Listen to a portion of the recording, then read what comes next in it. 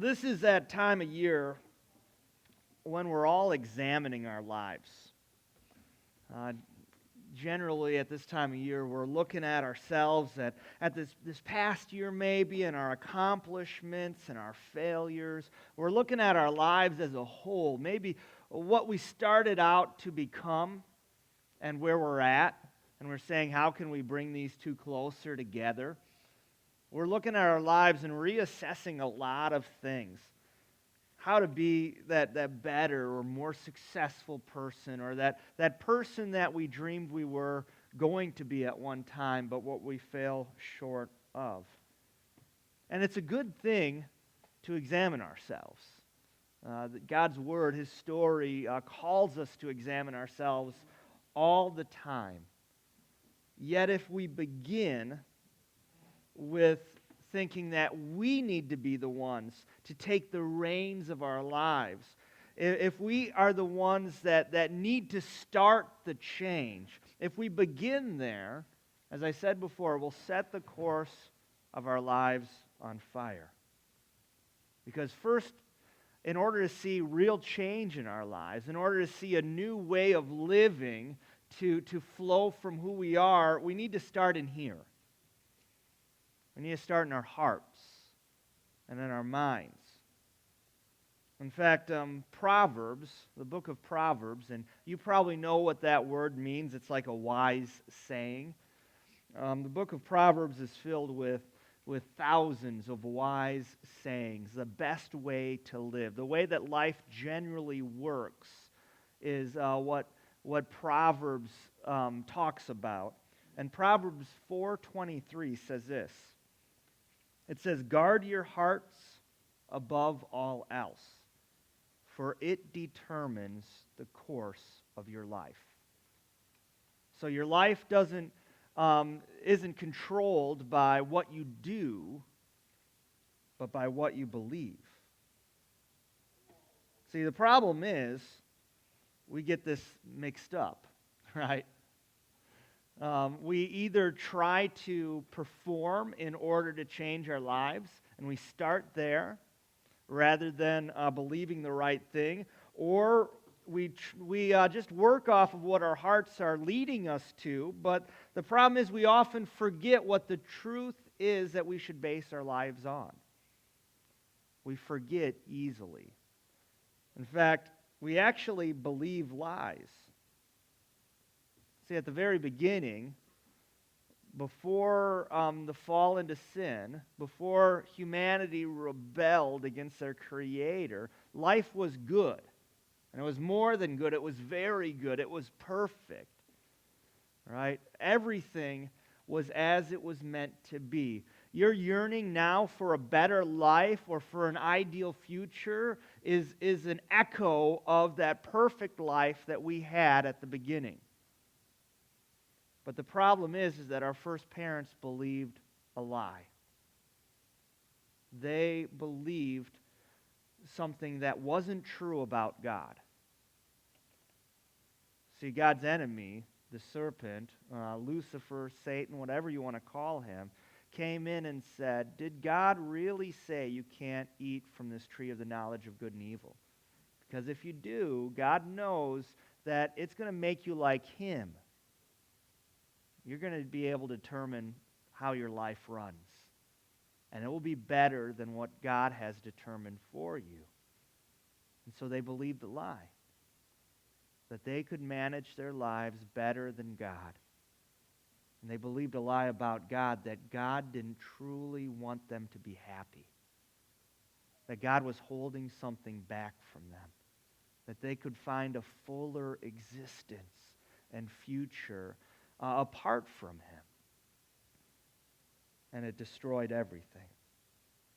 And we too believe lies as well. And so we need to combat that by reminding ourselves and reminding one another what the truth is. And that's why God has saved a church. And a church isn't a building, but it's a people. As we often say, I didn't say it this morning, but you didn't go to church this morning unless you're an unbeliever. If you don't believe in Jesus, you went to church because you went to God's people this morning. But if you believe in Jesus Christ, you didn't go to church, but rather you are the church. You are his family. You are his children. You are his servants. You are his missionaries. You are his disciples. You are his beloved. And you're just gathering together to receive his gift of his word, his encouragement, and to sing him praise. And so God has called a church so that we can remind each other, a community, so that we can strengthen one another in the truth.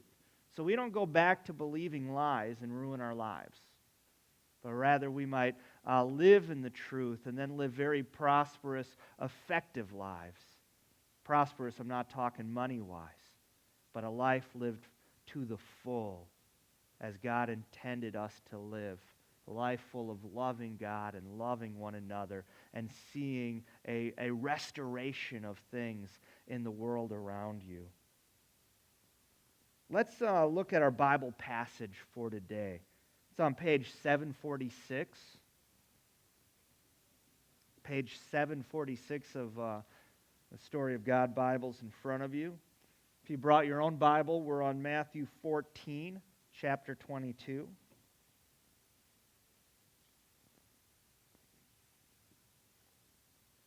Page 746, Matthew 14, verse 22.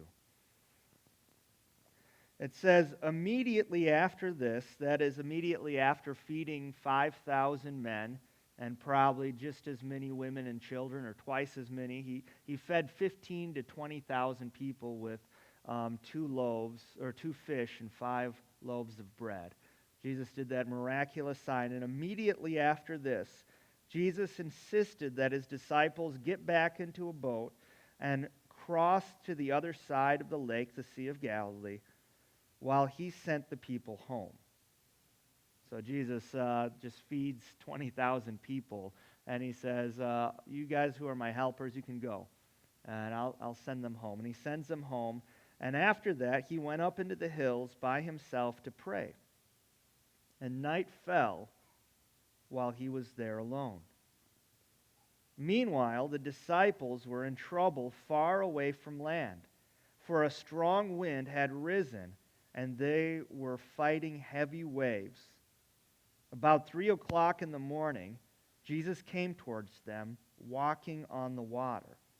And while the disciples saw him walking on the water, they were terrified, and in their fear they cried out, "It's a ghost!" But Jesus spoke to them at once. "Don't be afraid," he said. "Take courage. I am here." And then Peter called out to him, "Lord, if it is really you, tell me to come to you, walking on the water." "Yes, come," Jesus said. And so Peter went over the side of the boat and walked on the water towards Jesus.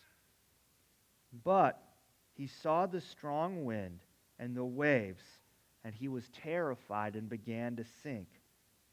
"Save me, Lord," he shouted.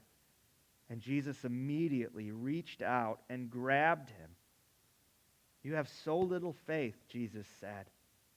"Why did you doubt me?" When they climbed back into the boat, the wind stopped. Then the disciples worshipped him. "You really are the Son of God," they exclaimed. And after they had crossed the lake, they landed at Gennesaret. When the people recognized Jesus, the news of his arrival spread quickly throughout the whole area, and soon people were bringing all their sick to be healed. They begged him to let their sick touch at least the fringe of his robe, and all who touched him were healed. So what does this story... Well, first off, I guess, what amazes you about this story? Let's start there. What kind of jumps out at you?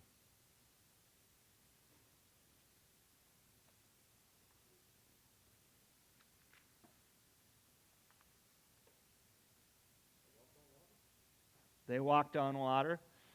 Yeah, that's pretty amazing, right? What does that tell us about Jesus or the disciple, Peter?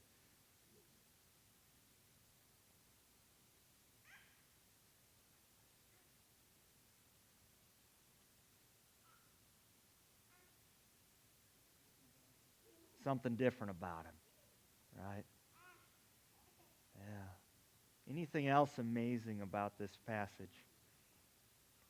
I guess that after he got in the boat, they said, "You are the Son of God," and that feeding all those people the day before hadn't convinced them yet. Yeah. Isn't that crazy?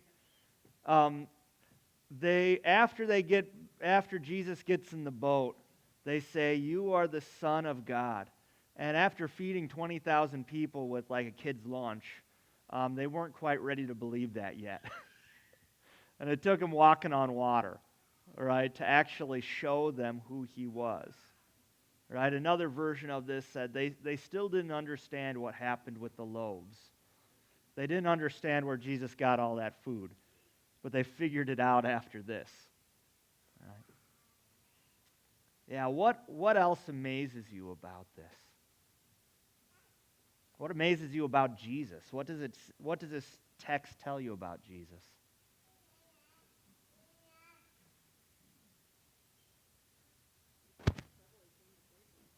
When they got into trouble, he came to save them. Yeah. Do you think by looking at this, did he come right away? No. How long do you think it was that they were out on the lake? At least a couple hours. Yeah. The Sea of Galilee is a fairly small lake, and it shouldn't have taken that long. But Jesus sends them off while it's getting dark. And at 3 in the morning, they're still fighting for their lives out there in the middle of the sea, which is crazy. But Jesus comes when they need it, right? When he knows they need to see him. Yeah. What else kind of amazes you? What else tells you, or what does this text tell you about Jesus?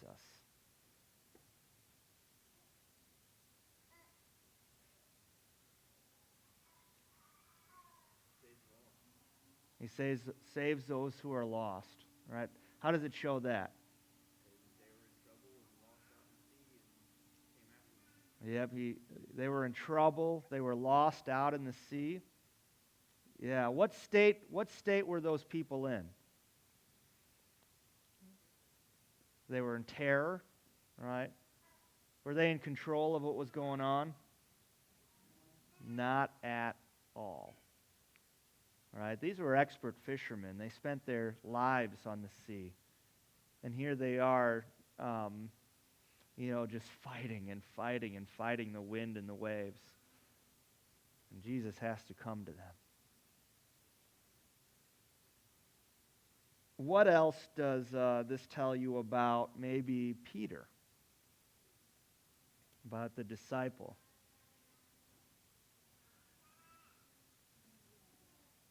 What was that?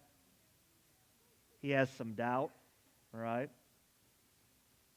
Part of me doesn't blame the guy. you know? He wants to believe. How do we know that he wants to believe?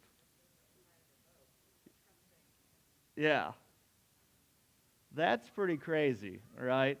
That while Jesus, they've been fighting the wind and the waves for hours, probably 6 hours, 7 hours, something like that. I mean, from nightfall till 3 in the morning. It's a long time. And then they see Jesus walking on the water. They're terrified, and he's like, "It's okay, guys, it's me. Don't be scared." And I'd probably freak out even more at that point. I don't know. But Peter goes, "If it's you, tell me to come to you." That takes a lot of faith, right?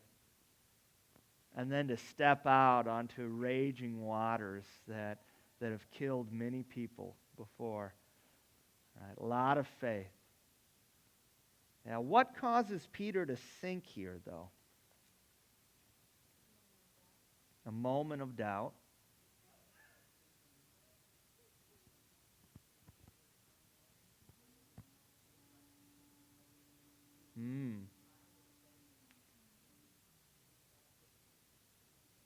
Yeah, so he's getting comfortable. He thinks maybe he's in control. And then, say the rest.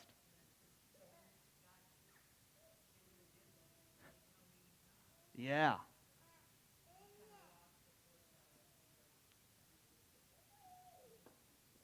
Yeah, he lost the sight of Jesus. Where was he looking when he fell?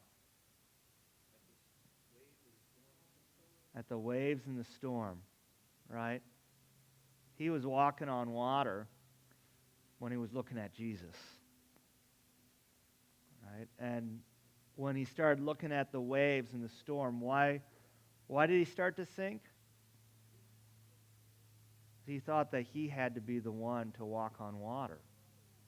He thought he was the one who had to be in control to protect his life, to provide for himself. He stopped trusting in Jesus to do it. He started off great, right? I mean, I don't know if I've got enough faith to walk on water. But Peter did. A lot of faith. But then he forgot about Jesus. And he started putting himself back up as the one who had to be in control, who had to handle the wind and the waves. And we do this too. Right? We can start off looking at Jesus. We can start off trusting in him and saying, hey, if that's you, God, tell me to do the craziest thing and give me the power to do it. Work your power through me. And we can live in his strength. We can live in his joy. We can rest in his comfort, knowing that he's behind the wheel, that he's in control. Yet we can forget after a while who's driving. We can forget who is best in control of our lives. And actually, we can get deluded into thinking that our lives should be under our control, don't we? I mean, that's what Adam and Eve did. You know, you can be like God. You're better off being the master of your own lives. And actually, we can even be even further deluded into thinking that we can control our lives. But this ends up just wrecking our lives, right? We often think that we can secure our own destinies. We can make great plans for the future, right? I was just at a wedding yesterday, and I wonder, every time I go to the wedding, I wonder, like, is this exactly how that bride pictured it, like when she was my daughter's age? 2, 3, 4, or 5 years old, something like that.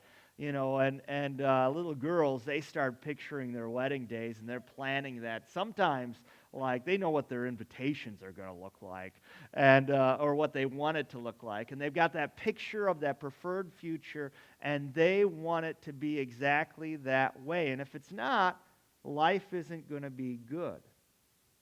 Right? And we get that way as we grow up. We try to control kind of the path of our lives. We start to imagine, what our occupation should be, what kind of things we should get good at, like maybe you want to be that star basketball player or football player or baseball player, and you just kill yourself working on those skills. And my wife teaches high school, and like half of the boys there thinks that they're going to be in the NFL and or the NBA, and they're like, I don't need this stupid test. I'm going to be making millions. And it's like, have you played basketball for the team? No, haven't done that since 6th grade. So, but they have this picture that they think that they're going to find happiness by if they control their destiny. Right? And we do this as we try to work hard and in our occupations, and we think somehow it's going to help us climb that ladder, and oftentimes we don't climb the ladder as quickly as we think we're going to be. Sometimes it never seems like we take another step up the rungs of the ladder, and we're not where we thought we were going to be in the beginning. Sometimes we try desperately to control our reputations. Right? We don't want anyone to say anything negative about us because we want everybody to know and view us exactly as we'd like to be viewed. And the moment that something comes out that tarnishes that reputation, we get frustrated and angry and anxious. because we're no longer controlling our image. Right? We try to control that which can bring us pleasure and control how to fulfill our desires. We spend our entire lives trying to manage how our lives work out. And you can't do it, right? We try to, think of all the people who thought that they were really secure in their futures. They thought, well, I'm going to be, in this corporation for 30 years, and I'm going to retire when I'm 50, and I'm going to get my ring and my watch, and I'm going to live a good life. And then an accident happens, or the economy crashes, and suddenly life isn't what we thought it would be. And when this happens, when our kids don't do what we want them to do, when they rebel, when our jobs don't go how we want them to go, when our off time, our free time don't go how we want it to go, what happens inside our hearts? We get angry. We get resentful towards people for messing with our kingdom. Right? We get anxious. We can often lose hope when we realize that we are hopelessly out of control. And sometimes we can get overbearing, right? You're not going to fit into my plan. You're not going to do the things the way I want them to do. And we'll start pressing people and hurting people to make sure that we get it the way we want because we know what's best. We can become inflexible. Right? A lot of times we can avoid risks. Right? A lot of times we're pretty bad missionaries, or we don't do good things, pretty bad servants. We don't serve others because we think, no, if I do that, it might upset the stability of my relationships or my life or my financial situation. Christmas Eve, I was buying some food or the day before Christmas, buying food at Country Mart, and the person in front of me was paying for groceries, and their card didn't go through, and they said, "Hey, get your mother." And the kid went out and got the mother, and she brought in her card. That didn't go through. And like the moment it didn't go through, I thought, I should pay for that. And I just felt God talking to me, saying, you should pick that up. And my dad had just given me some extra money, and so I was finally, I was a little shaky right before that, but we had some extra money, we were stable, and I kept hearing, you should pick that up. And then I had to look first at how much it was, like I'm just not going to swipe my card just in case, right? And then I started looking at, okay, what kind of stuff are they buying, And then I kept on thinking, well, she said, could you take a check? And I thought, well, I kept on putting it off, like, okay, well, maybe the other card will work, or maybe the check will work, and then they took the check, and the whole way home I was thinking, man, I really wanted to be in control. That kept me from living the generous life God's called me to live, loving as He would love, giving as He gave to me, because I thought I needed to be in control of my finances, of my security, and if I took that risk, I might end up being too unstable to secure my own present and future. Right? And so when I walked back up to my house, I only lived like a block away. I had that sorrow in my heart, but also thanksgiving that God could forgive that. And thank God that He provided still for me on the cross of Calvary to pay for even the times I wouldn't pay for others. Right? He gave me everything, and I wouldn't give out of what God has given me. Right? But in all these situations, right, we believe that our actions determine who we are, which will determine the future that God will give us. Right? And as we said, that gets it all messed up.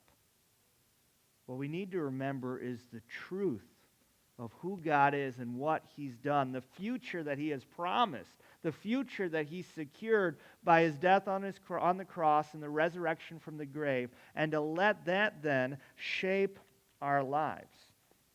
And so to do this, we need to be reminded of that truth, don't we? In a book called You Can Change by Tim Chester, it's one of the best books that you could read to learn how to live that Christian life and how to have faith, true faith in Jesus that changes your life. Tim Chester says, every sinful action, that is, every rebellious action against God's ways, and every negative emotion or anxiety or depression ultimately happens because we've believed a lie about God.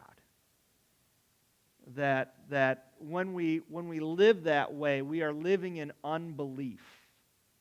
Right? It's not talking about like your confessional belief, that part that says, this is what I believe in Jesus.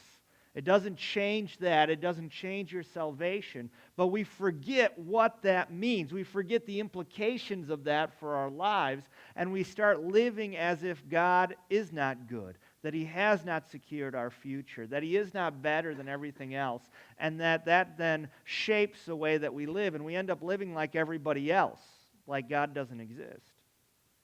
And we live then in bondage and slavery, trying to secure our own future, our own happiness, our own good, our own reputation, and we'll never do it perfectly.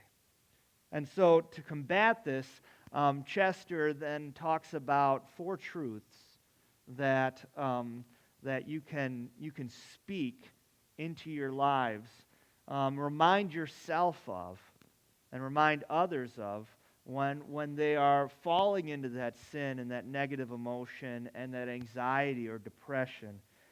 And the first one is that God is great, so we don't have to be in control. Right? He is the great one, so we don't have to manage our lives. So let's work that out then. How is God great? How is God great? I mean, think first in terms of the story that you heard today. How does God demonstrate himself as the awesome one? The one who just works awe in our hearts as he displays his power.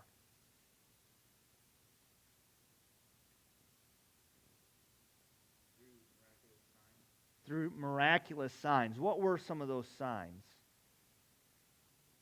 Walked on water, right? He showed he was in control of nature, right? He can defy the laws of nature, which is pretty crazy, right? What else?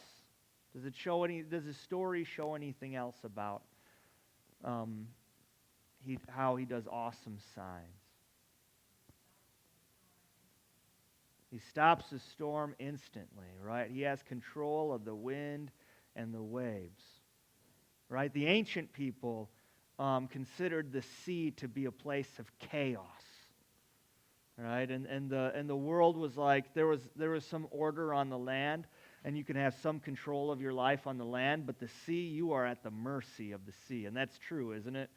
Right? If you've ever seen the sea, seen the ocean, or if you've ever been to like the Great Lakes, and you see 7-foot, 14-foot waves, maybe even higher, 20, 30-foot waves, right? You know you have no power whatsoever. And Jesus calms that, right? When a storm's raging overhead, you have nothing you can do but hide from it, right? That's why we spend so much time in our basements in southeast Missouri, right? We're not in control. Yeah. What does the story, and you can go back to this story as well, but what about the full story of God? Right? The larger story of the Scriptures, how does it show that God is great? That he's in control?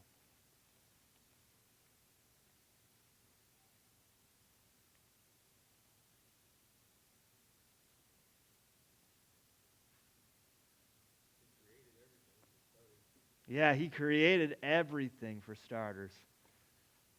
Right? That's pretty big, right? He hung the stars in their place. He created this world. He separated the waters from the land. He made us. Made everything that you see, all the living things, the complex organisms that are all around us, he created. Right? He determined the times and the seasons. That's why we have 4 seasons. I guess here you don't have 4 seasons. You have like summer and some ice, you know. That's it. Heat and ice, nothing between, and no need for a spring jacket. But generally in the rest of the world, you know, you have 4 seasons. All right? And it's constant. All right? He determines how things reproduce. He created you and me so complexly. Right? You have something like 60,000 miles of blood vessels in your body. It's crazy. All right? If you just took the DNA from each cell in the body and stretched it out, it would go around the world a few times. You know, God created you wonderfully. All right? What else does the story of God show about how great He is? He's merciful, right? So he's a good and great judge, but a merciful one, right? Yeah, he's full of mercy, which that's even greater than having a good justice system. You want a good justice system. It protects you. Even if you've been at mercy of it before, if you've been at odds with the law, generally, overall, the justice system is a good thing because it protects the people from each other. Right? But having someone merciful too, man, we love that, especially when we're at odds with the ruling authorities. Yeah, how else is God great?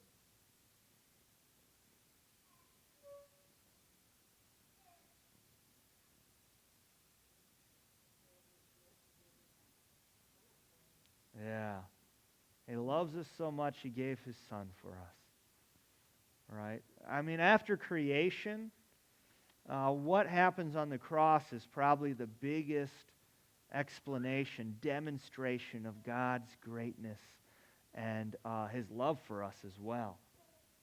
Right? That He would be willing to suffer so deeply for us so that we would be freed from our responsibility before God, right? He took our punishment so we didn't have to. Even though we're all lawbreakers, He said, punish me instead. And then He defeated the grave, right? He rose from the dead. No one's ever done that. I mean, there's some people that Jesus brought back from the dead, but they were brought back by Jesus' power, by His Father's power worked through Him. And Jesus rises by His own. All right? He demonstrates that He is in control. And there's nothing more that makes us not in control than death, right? Right? We lose all control, even over our body, as we die. We've got nothing. But Jesus was in that state, and He rose from the grave and gave us eternal life. So if God is great, if He is in control, how does that change our lives? Or how should it change our lives? It doesn't always. We still believe lies.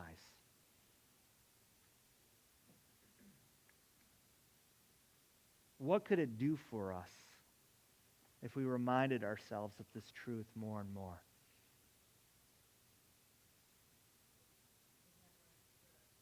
Have a lot less stress, right? Yeah. We could turn it over to Him. We could rest. Right? We could rest. I mean, part of childhood, when we look back on it, when we think it's so great, it's because we didn't have to be in control, right? I always wondered why Dad was so upset when he had envelopes all in front of him at the dining room table. But I was pretty content as long as his frustration didn't come on to me, all right? But I didn't have to control my life. I knew food was going to come. I knew I could stay in my house. I knew that He would provide for me what I needed. And so I could rest in confidence, knowing that He was going to take care of us. And so as we live that way, as we trust that about our Heavenly Father then, and think about how that impacts your workplace. Right? You don't have to be in control of that next promotion. You don't need to be in control of getting all your work done. You don't have to be in control of what your boss thinks about you. You still want to be a good worker, right? You don't want to just go there like, Office Space and, you've been missing a lot of work. Well, you won't say, I can't say I've been missing it, Bob, kind of thing. You want to actually be working. You want to actually do what God has called you to do, but you can rest knowing that you've done your work and God determines the outcome of that work. Right? You don't have to go home wondering if you're going to be the next one to get a pink slip or worrying if you're going to get everything that you need from that job or if your boss is going to be happy because God's in control. I mean, think about it with your kids. I mean, how many of you fret over what will happen to your children in the future or in the present? Right? You just think, oh, I don't know what's, that choice. They're making bad choices. I just want to get in there and I want to control them so that they do what I know is best for their lives.